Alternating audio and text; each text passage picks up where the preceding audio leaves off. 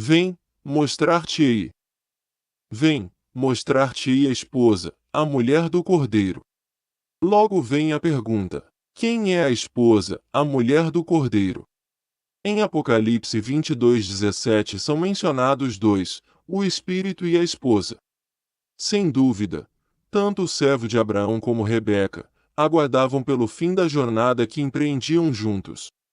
O servo é um tipo do Espírito Santo que ocupa o lugar de servo para a glória do Filho do Homem. Não falará de si mesmo, mas dirá tudo o que tiver ouvido. O Espírito Santo tem em seu coração um interesse permanente pela Igreja, pois é o interesse e a glória de Cristo. Ele foi enviado do céu para reunir esta noiva, um grupo de pessoas, e levá-la para se casar com Cristo. Veja o final de Efésios 5. Ele estava falando do relacionamento entre marido e mulher, e então diz: por isso deixará o homem seu pai e sua mãe, e se unirá à sua mulher, e serão os dois uma só carne. Grande é este mistério, digo porém, a respeito de Cristo e da Igreja. Nos propósitos eternos de Deus, Cristo e a Igreja foram um, desde o princípio. E quando ele começou a revelar seu propósito, o primeiro tipo foi de Cristo e a Igreja. Adão e Eva, e o modo como foram formados. No livro de Apocalipse, o ministério tem a ver em grande parte com os anjos, pois ao longo de todo o livro há uma certa atmosfera reservada, e não um clima de intimidade. Por exemplo, pelo seu anjo as enviou, e as notificou a João seu servo. Foi o bendito Senhor que recebeu de Deus a revelação. Em Apocalipse 21:9 diz: e veio a mim um dos 7 anjos que tinham as 7 taças cheias das últimas 7 pragas, e falou comigo dizendo: vem, mostrar-te-ei a esposa, a mulher do Cordeiro. E imediatamente o transporta em espírito, a um grande e alto monte, pois a vocação da igreja está muito acima da terra, é celestial. O modo como a noiva correspondeu à sua vocação celestial já é um outro assunto. Sua resposta à sua vocação tem sido um triste e desalentador fracasso.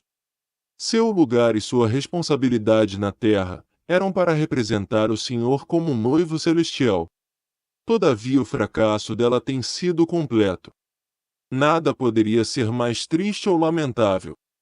Lemos em Apocalipse 17:1: vem, mostrar-te-ei, não a grande prostituta, mas a condenação da grande prostituta.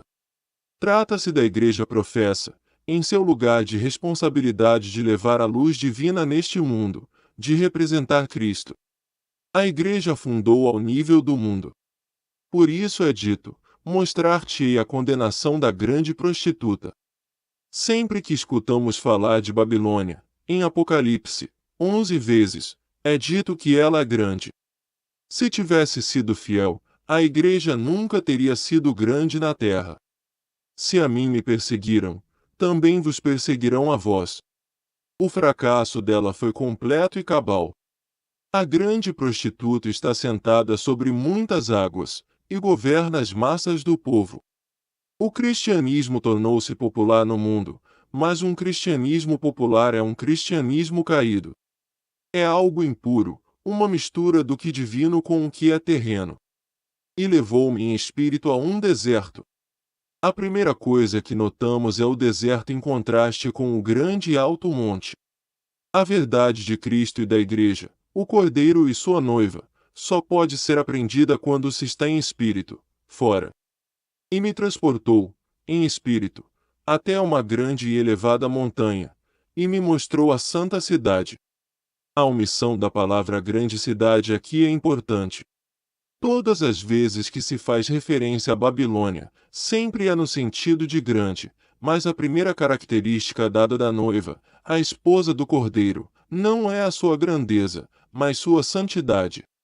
E me mostrou a santa cidade, acho isto muito precioso. Santidade é o que a nova natureza almeja, seja individual ou coletivamente. Santidade é a atmosfera na qual a natureza divina se sente em casa, e onde ela respira livremente. Quando em outra atmosfera, ela não respira livremente, pois aquela atmosfera é sufocante para a nova natureza. A santa cidade, Jerusalém, que descia do céu, da parte de Deus. De Deus é a fonte, a cidade é de Deus e provém de Deus. Do céu é o caráter. A cidade é divina e celestial. Veja 2 Coríntios 5:1. Uma casa não feita por mãos, eterna, nos céus. Encontramos neste versículo a origem ou fonte destes corpos glorificados. Deus é a fonte, e eles são celestiais em sua natureza. Leia 1 Coríntios 15:47. O primeiro homem da terra é terreno, o segundo homem, o Senhor, é do céu. Estas são as origens dos dois homens, um é da terra e outro do céu. Então, nos versículos 48 e 49 temos, qual o terreno, tais são também os terrestres, e qual o celestial, tais também os celestiais. E, assim como trouxemos a imagem do terreno, assim traremos também a imagem do celestial. Finalmente ele nos diz como alcançaremos a imagem do celestial, tanto os que dormirem como os que não dormirem. Os versículos 51 e 52 declaram: Eis aqui vos digo um mistério, na verdade, nem todos dormiremos, mas todos seremos transformados, num momento, num abrir e fechar de olhos, ante a última trombeta, porque a trombeta soará, e os mortos ressuscitarão incorruptíveis, e nós seremos transformados. É assim que ficaremos conformes a este segundo homem. Adão não foi feito para o céu, nem o céu para o homem. Deus preparou a terra para o homem e o colocou nela, ali tudo correspondia à sua natureza. Se Deus o tivesse levado para o céu, este não estaria de acordo com a sua natureza, pois ele não havia sido feito para o céu. O homem perdeu sua herança terrena, mas agora ele recebeu uma herança melhor, pois a redenção concede isto a ele. A redenção não apenas restaura um homem quando perdido, mas o introduz em uma bênção infinitamente mais plena, assim como os céus são infinitamente mais elevados do que a terra. Em Apocalipse 21:8 temos a eternidade, e eu, João, vi a santa cidade, a nova Jerusalém, que de Deus descia do céu, adereçada como uma esposa ataviada para o seu marido. Trata-se da nova Jerusalém, não da velha. Aqui não se trata da Jerusalém restaurada na terra, embora saibamos quão maravilhosa será Jerusalém na terra. As bodas acontecem mais de 1000 anos antes, mas a beleza da noiva continua a mesma.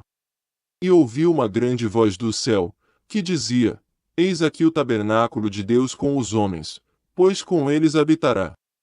O fato é que Deus armou o seu tabernáculo entre os homens, e isto faz com que até o céu pareça surpreso. Eis, diz aqui, a eterna habitação de Deus será entre os homens, pois o Cordeiro de Deus tira o pecado do mundo.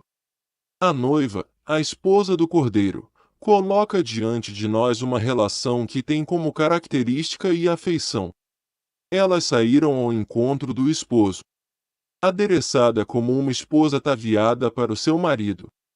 Qual é a característica das afeições do casamento? São as mais doces e cheias de frescor. No relacionamento humano, talvez elas não durem por muito tempo, mas no relacionamento celestial, será para sempre. Não acho que serão as mais profundas, mas serão as mais cheias de frescor. A noiva, a esposa do Cordeiro, é este grupo de santos que o Espírito de Deus tem reunido, desde que desceu do céu em Pentecostes, unindo-os em um só corpo e a Cristo na glória. Não é algo individual, nenhum santo é individualmente a noiva. Não existe um santo sobre a terra que não faça parte da noiva, a esposa do Cordeiro. Santo é uma relação individual, assim como pai e filhos. Temos uma ilustração da beleza do casamento no Salmo 45.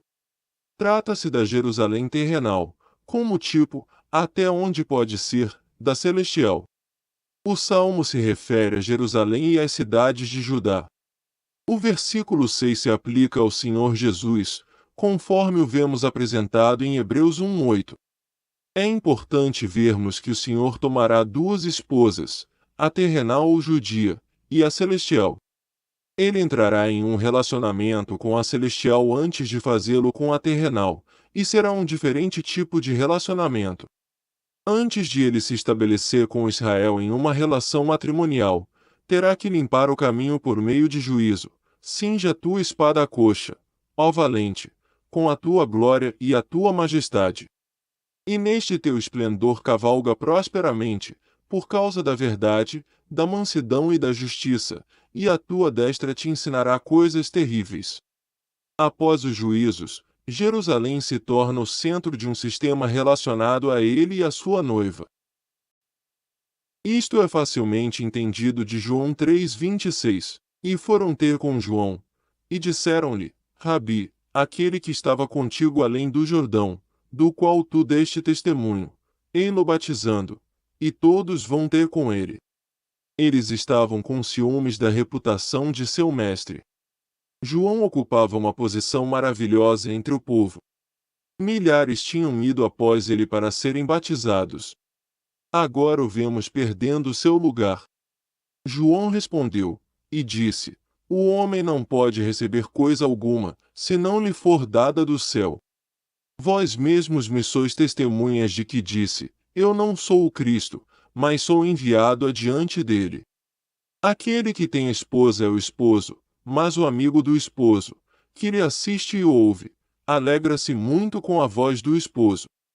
Assim, pois, já este meu gozo está cumprido. É necessário que ele cresça e que eu diminua. Nada ainda havia sido dado conhecer sobre Cristo e a Igreja. Estava tudo oculto em Deus. No presente momento Israel está divorciada por sua infidelidade, isto é, por haver se tornado idólatra. O Senhor a irá tomar novamente. As Jerusaléns, tanto a celestial como a terrenal, serão visivelmente ligadas. O céu e a terra naquele dia não estarão separados, absolutamente, mas visível ou fisicamente ligados. Vemos isto em Apocalipse 21:24. E os reis da terra trarão para ela a sua glória e honra. Haverá uma abóbada de glória, mas eles não serão capazes de ver o que há do lado de dentro. No Monte da Transfiguração, os discípulos podiam enxergar aqueles dois homens entrarem na nuvem, mas não podiam ver o que havia dentro dela. Eles podiam ver a nuvem e sabiam que eles estavam ali, e conheciam a voz do Pai saindo dela. Aquilo é uma antevisão das duas Jerusaléns. Que imensa mudança do que se vê hoje! Uma série de terríveis juízos prepara o caminho, e a justiça fará o que a graça não fez. A santa cidade, descendo de Deus vinda do céu, simboliza sua origem divina e celestial. A noiva, a esposa do Cordeiro, é simplesmente um grupo de pessoas redimidas, unidas ao Senhor naquele caráter de relacionamento existente entre um homem e sua esposa. A igreja não está casada agora. Israel estava casada, é por isso que é chamada de adúltera. Ela está posta de lado. A igreja está apenas noiva. Em Apocalipse 17:2, vemos: se embebedaram com o vinho da sua prostituição. Trata-se do efeito entorpecedor da união da igreja com o mundo. Uma pessoa intoxicada não pode ver coisa alguma claramente. Quando ficamos intoxicados com o espírito deste mundo, não podemos ver coisa alguma claramente. Jeová divorciou-se de Israel, mas voltará a se casar com ela. Ele nunca irá se divorciar da igreja. Quando ele trata com a igreja como sua testemunha, ele deixa a falsa de lado para sempre. Antes do juízo ele tira a verdadeira, para fora da massa da profissão cristã. Os judeus permanecerão nesta terra. Creio que a distinção que existe entre judeu e gentio irá cessar na eternidade, pois no início de Apocalipse 21 lemos: Eis aqui o tabernáculo de Deus com os homens. Durante o milênio os judeus terão sua identidade como tal, mas não encontro qualquer coisa nas Escrituras que indique que o judeu entrará na eternidade como judeu. Basicamente, os novos céus e a nova terra em Isaías 65 não prosseguem pela eternidade, eles são dispensacionais. Leia os versículos 17 a 25. Está evidente que eles não vão além do tempo, e o novo ali é no sentido moral, não há mais choro ou clamor, ou qualquer coisa do tipo. Em Isaías 66, 22, lemos: Porque, como os novos céus, e a nova terra que hei de fazer, estarão diante da minha face, diz o Senhor, assim também há de estar a vossa posteridade e o vosso nome. Isto parece deixar claro. Então, no versículo 23, e será que desde uma lua nova até a outra, e desde um sábado até ao outro, virá toda a carne adorar perante mim, diz o Senhor. E sairão, e verão os cadáveres dos homens que prevaricaram contra mim, porque o seu verme nunca morrerá, nem o seu fogo se apagará, e serão um horror a toda a carne. Pode-se ver que aqui fala do para sempre, no sentido do tempo, e encontramos nas Escrituras com maior frequência o para sempre do tempo, do que o para sempre da eternidade, de modo que é o contexto que deve decidir de qual se trata. No final, o tabernáculo de Deus estará com os homens, e as coisas dispensacionais terão se acabado para sempre. Entendo isto da seguinte maneira. Primeiro, havia um povo que falava uma só língua. Os homens quiseram obter independência de Deus, e começaram a trabalhar na construção de uma torre que alcançasse o céu, a fim de não serem dispersos. Mas Deus desceu e confundiu suas línguas. Mais tarde Deus levantou outro povo, ao chamar um novo rebanho que tinha Abraão como líder. Neste ponto encontramos dois povos sobre a terra, o judeu e o gentio. A terra seguiu seu curso por cerca de 2000 anos. Então veio Cristo, e um terceiro povo, a Igreja de Deus, passou a existir. Estes três povos têm seguido por cerca de 2000 anos. Logo ele levará a Igreja para o lugar ao qual ela pertence, para o céu. Então Deus passará a ter novamente o judeu e o gentio sobre a terra, e assim seguirão até o fim do milênio. Na eternidade, que se segue, voltamos a ter um povo outra vez.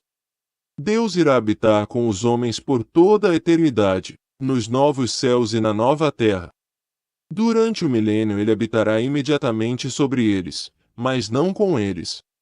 Ele terá o seu templo, e isto será algo dispensacional. Continuarão a existir nações e morte para o pecador, pois ainda continuará a haver desobediência.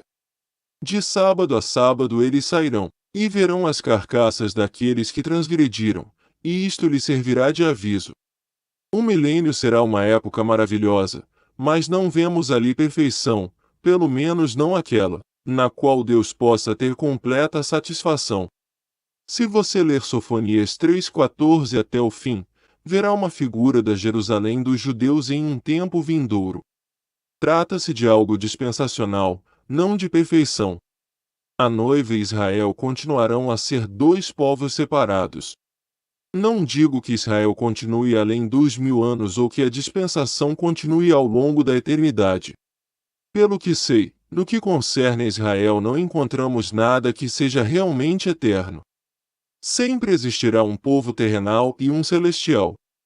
Em Apocalipse 5:9, vemos os redimidos celestiais, e é este o grupo que canta: digno és de tomar o livro, e de abrir os seus selos, porque foste morto, e com o teu sangue compraste para Deus homens de toda a tribo, e língua, e povo, e nação. Vemos em seguida um círculo ao redor deste, os anjos, e eles dizem: digno é o Cordeiro que foi morto, de receber o poder, e riquezas, e sabedoria, e força, e honra, e glória, e ações de graças.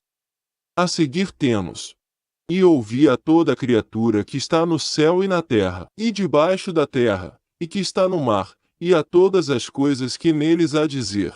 Ao que está assentado sobre o trono, e ao Cordeiro, sejam dadas ações de graças, e honra, e glória, e poder para todo sempre. Toda a criação, céu e terra, é introduzida na bênção. Gostaria de dizer algo sobre Apocalipse 7. Temos ali detalhes sobre os povos celestial e terrenal que existirão no milênio. Ali é mostrado o número completo de todas as tribos dos filhos de Israel e um grupo inumerável de gentios, os pequeninos irmãos e as ovelhas de Mateus 25. Nós os vemos já estabelecidos em bênção em Apocalipse 7, que é um parêntese entre dois grupos de juízos. Repare nos versículos 10 a 13. E os da multidão clamavam com grande voz, dizendo: Salvação ao nosso Deus, que está assentado no trono, e ao Cordeiro. E todos os anjos estavam ao redor do trono, e dos anciãos, e dos 4 animais, e prostraram-se diante do trono sobre seus rostos, e adoraram a Deus, dizendo: Amém. Louvor, e glória, e sabedoria, e ação de graças, e honra, e poder, e força ao nosso Deus, para todo sempre. Amém. E um dos anciãos me falou, dizendo: Estes que estão vestidos de vestes brancas, quem são, e de onde vieram? Neste versículo ele chama a atenção para algo ao fazer uma pergunta. E eu disse-lhe: Senhor, tu sabes. E ele disse-me: Estes são os que vieram da grande tribulação e lavaram as suas vestes e as branquearam no sangue do Cordeiro. Por isso estão diante do trono de Deus, e o servem de dia e de noite no seu templo, e aquele que está sentado sobre o trono os cobrirá com a sua sombra, ou seja, ele estenderá sua habitação sobre eles. Vemos isto em Isaías e outras passagens.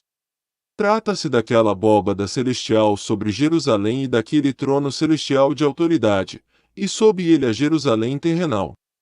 Lemos no versículo 16: Nunca mais terão fome, nunca mais terão sede, nem sol nem calma alguma cairá sobre eles, isto é, nunca mais sofrerão perseguição, nem o sol, poder supremo, será outra vez opressor. Porque o Cordeiro que está no meio do trono os apacentará, e lhe servirá de guia para as fontes das águas da vida, e Deus limpará de seus olhos toda lágrima. Este cenário é o milênio, é dispensacional, não eterno. Na transfiguração sobre o monte, o Senhor nos dá uma figura do milênio. Os santos celestiais e terrenais estarão separados como eles estavam no monte. Naqueles 3 discípulos vemos os santos terrenais que nunca passaram pela morte. Temos então o Senhor glorificado, e os 2 homens glorificados que aparecem em glória, e falam com ele. Temos até o assunto da conversa. Os 2 homens são figuras. Moisés tipifica os santos glorificados que passaram pela morte, enquanto Elias representa os santos que nunca passaram pela morte. Ambos estão na mesma glória, do mesmo modo como acontecerá quando o Senhor vier, e os vivos e os mortos forem igualmente introduzidos na mesma glória. Eles estão na mesma condição de imortalidade. Uns têm seus corpos ressuscitados da corrupção, e os outros são transformados para nunca mais estarem sujeitos à morte.